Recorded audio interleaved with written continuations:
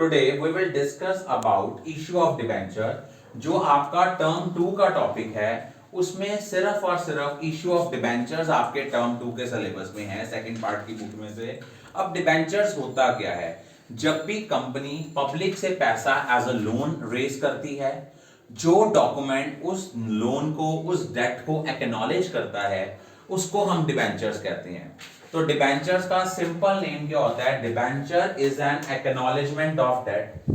अब आप लोगों ने डिबेंचर जब इशू करने हैं जस्ट लाइक शेयर्स, बस डिफरेंस ये होता है कि जब हम शेयर्स इशू करते हैं तो वो हमारी कैपिटल का या शेयर होल्डर्स फंड का पार्ट है, और अगर कंपनी पैसा फ्रॉम डिबेंचर्स रेज करती है तो वो हमारी बोरिंग्स का पार्ट है।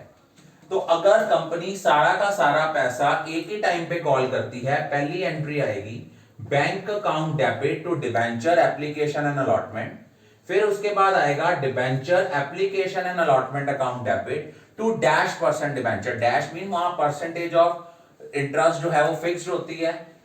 उसके बाद कंपनी, वैसे बहुत रेयर केसेस होते हैं जहां पे सारा का सारा एक बार पैसा मंगवाती है, कंपनी पैसा इंस्टॉलमेंट में मंगवाती है। सबसे पहले हम क्या करते हैं? एप्लीकेशन मनी रिसीव करते हैं, उसके बाद इसको ट्रांसफर करते हैं डिबेंचर्स में। सेकेंडली हम क्या करते हैं? अलॉटमेंट मनी ड्यू करेंगे, फिर हम इसको रिसीव करेंगे। कॉल मनी ड्यू करेंगे, फिर हम कॉल मनी को क्या करेंगे? रिसीव करेंगे। अगर कंपनी फॉर्म ऑफ ऑर्गेनाइजेशन में एक रेस्ट्रिक्शन होती है कि company can never issue the shares at discount, but in case of debentures can be issued at discount, there is no restriction, and whenever there is any entry regarding adjustment regarding premium और discount, इसको हम कहां adjust करते हैं? इसको हम adjust करते हैं अलॉटमेंट मनी ड्यू करने के टाइम। हम अगर मान लो डिबेंचर इशू हो रहे हैं प्रीमियम पे, हम एंट्री करेंगे debenture allotment account debit to dash percent debenture to security premium reserve.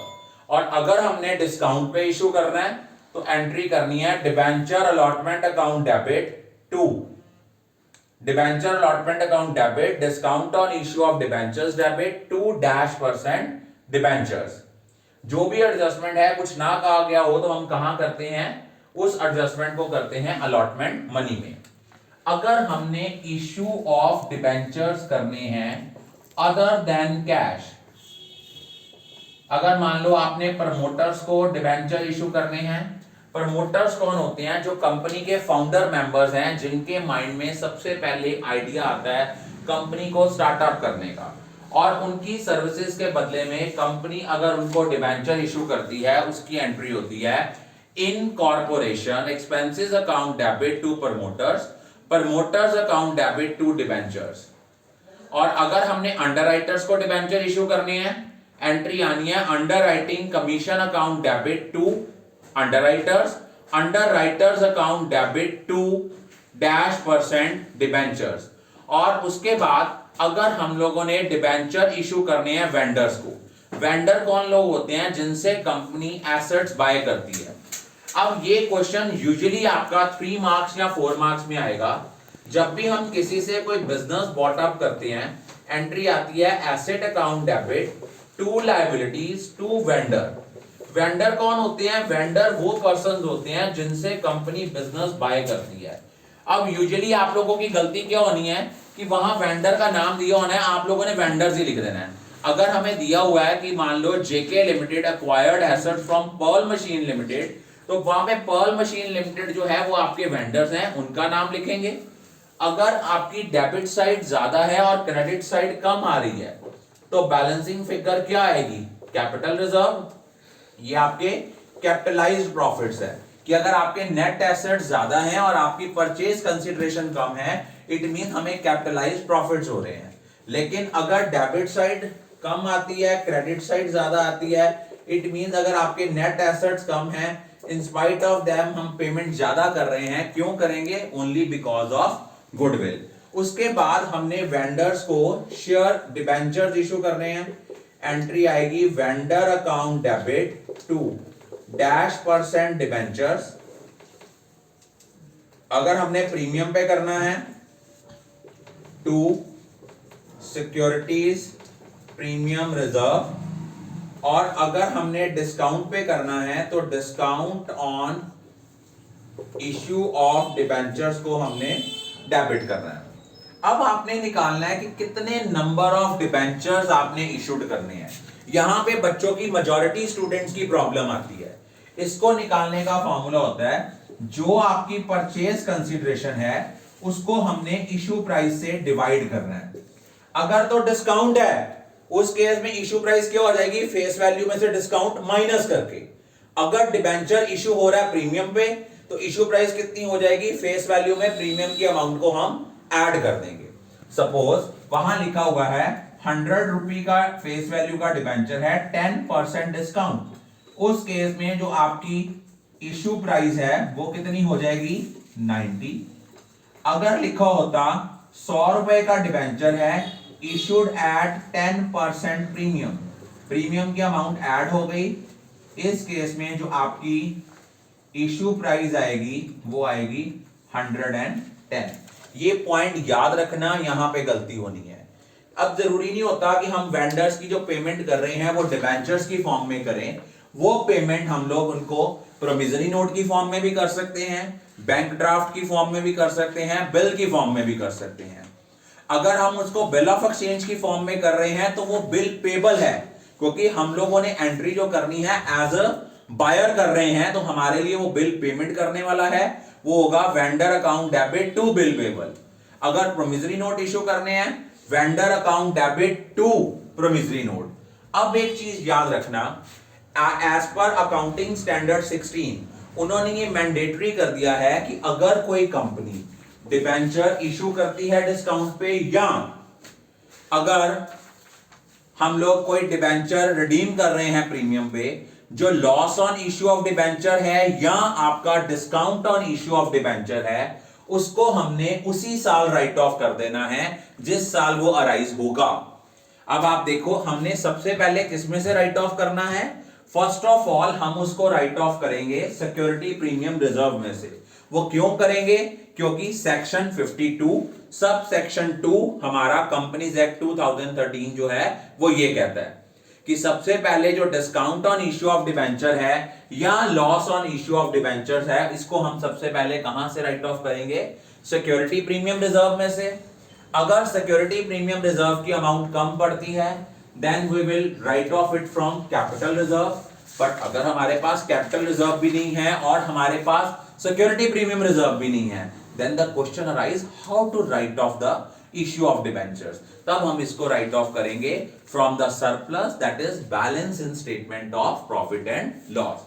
तो जब हम इसको राइट ऑफ करेंगे, एंट्री आएगी security premium reserve account debit, capital reserve account debit, statement in profit and statement of profit and loss debit to discount या loss on issue of debentures. ये चीज याद रखना, ये पॉइंट आपका बहुत ज्यादा इंपॉर्टेंट है। अब आपको एक 3 नंबर का या 4 नंबर का क्वेश्चन जो है आपके सैंपल पेपर में चॉइस का आया हुआ है, जो सीबीएसई ने टर्म 2 का सैंपल पेपर दिया है 2022 का, वो है issue of debenture as a collateral security. अब आपके माइंड में आएगा सर कोलेट्रल सिक्योरिटी क्या होता है, कि अगर हम प्राइमरी सिक्योरिटी के अलावा एक सेकेंडरी सिक्योरिटी डिबेंचर्स देते हैं किसी को, जब लोन लेते हैं और उनको डिबेंचर्स इशू करते हैं एज अ सेकेंडरी सिक्योरिटी, उसको बोलते हैं issue of debenture as a collateral security. एक चीज याद रखना, जब आपने लोन लिया, आपने एंट्री की bank account debit to bank loan. जब डिबेंचर इशू किए तो क्या एंट्री होगी, debenture suspense account debit to debenture account. जब आपने लोन लेना है तब आपने बेटा एंट्री करनी है bank account debit to loan account, और जब आपने डिबेंचर इशू करने हैं उस केस में आपने एंट्री करनी है debenture suspense account debit to debenture account. अब आपके माइंड में क्वेश्चन अराइज होगा कि सर हम लोग इसको फाइनेंशियल स्टेटमेंट्स में कैसे शो करेंगे। एक चीज याद रखना, जो डिबेंचर है इसको कहां डिस्क्लोज करते हो? इसको आप बैलेंस शीट में डिस्क्लोज करते हो under the head current liability और नॉन करंट लायबिलिटी। अगर डिबेंचर्स का मैच्योरिटी पीरियड 12 मंथ्स या 12 मंथ्स से कम है तो ये हमारा करंट लायबिलिटी में as a short term borrowings आएगा। अगर हमारे डिबेंचर्स का मैच्योरिटी पीरियड 12 मंथ से ज्यादा है तो हम इसको कहां शो करेंगे? इसको शो करेंगे नॉन करंट लायबिलिटीज में, लॉन्ग टर्म बोरिंग्स में। यहां हम लिखेंगे, इसको कहां शो करना है? हम लिखेंगे extract of balance sheet of जिस कंपनी का नाम है, आपने साथ में वर्ड लिखना है एज एट। अब देखिए हम लोगों ने, अगर हमारा मैच्योरिटी पीरियड जो है वो ज्यादा है 12 मंथ से, आप इनको लिखोगे नॉन करंट लायबिलिटीज में, लिखोगे लॉन्ग टर्म बोरिंग्स, उसके अंडर शो करोगे, नीचे आप बनाओगे notes to accounts. Notes to accounts में आप लिखोगे लॉन्ग टर्म बोरिंग्स। इसमें सबसे पहले आप क्या लोगे? सपोज आपने कोई टर्म लोन लिया है 10 लाख का, आपने 10 लाख यहां लिखा। उसके बाद आपने 9% डिबेंचर इशू किए हैं 5 लाख के, वो आया 5 लाख। इसमें से जो डिबेंचर सस्पेंस की अमाउंट है वो माइनस कर देना है, बस इसको जस्ट डिस्क्लोज करना है under the head notes to account. Ultimate जो आपका लोन आपकी बुक्स में स्टैंड करेगा वो कितना स्टैंड करेगा? लॉन्ग टर्म बोरिंग्स में जो आपका टर्म लोन है वो स्टैंड करेगा विद 10 लाख रुपए। अब आप लोगों का एक तो ये क्वेश्चन है, कुछ क्वेश्चन हैं जिनमें कंडीशंस हैं, वो 5 कंडीशंस बहुत इंपॉर्टेंट है। पहली है issue at par, redeem at par. जब हम डिबेंचर इशू कर रहे हैं पार पे तो एंट्री क्या होगी? तब हमारी एंट्री होगी bank account debit to debenture application, debenture application account debit to debenture. एक चीज याद रखना, अगर हम लोग डिबेंचर इशू कर रहे हैं प्रीमियम पे तो हम किसको क्रेडिट करेंगे? सिक्योरिटी प्रीमियम रिजर्व को। लेकिन अगर हम रिडम्पशन कर रहे हैं डिबेंचर्स की, redemption of debentures at premium, अगर हम डिबेंचर्स प्रीमियम पे रिडीम कर रहे हैं जितनी अमाउंट के साथ premium on redemption of debentures credit करेंगे, विद सेम अमाउंट हमें loss on issue of debentures को डेबिट करना पड़ेगा। एक चीज दोबारा सुन लो, अगर हम लोग डिबेंचर इशू कर रहे हैं प्रीमियम पे तो सिक्योरिटी प्रीमियम रिजर्व को क्या करेंगे? हम क्रेडिट करेंगे। लेकिन अगर डिबेंचर रिडीम कर रहे हैं प्रीमियम पे तो जितनी अमाउंट के साथ बेटा premium on redemption of debentures credit होगा, विद सेम अमाउंट हमें loss on issue of debentures को डेबिट करना पड़ेगा। मैं आपको 2 एग्जांपल्स लेके बताता हूं, हम लोग इसको बहुत डिटेल में करेंगे क्योंकि यूजुअली आपका जो 4 मार्क का क्वेश्चन है यहां पे स्टूडेंट्स जो है हमेशा से उनको यहां पे कंफ्यूजन अराइज होती है। For example debenture 10% debenture of ₹100 each issued at par, redeem at ₹110 mean 100 की चीज के कितने पैसे वापस कर रहे हैं? 110।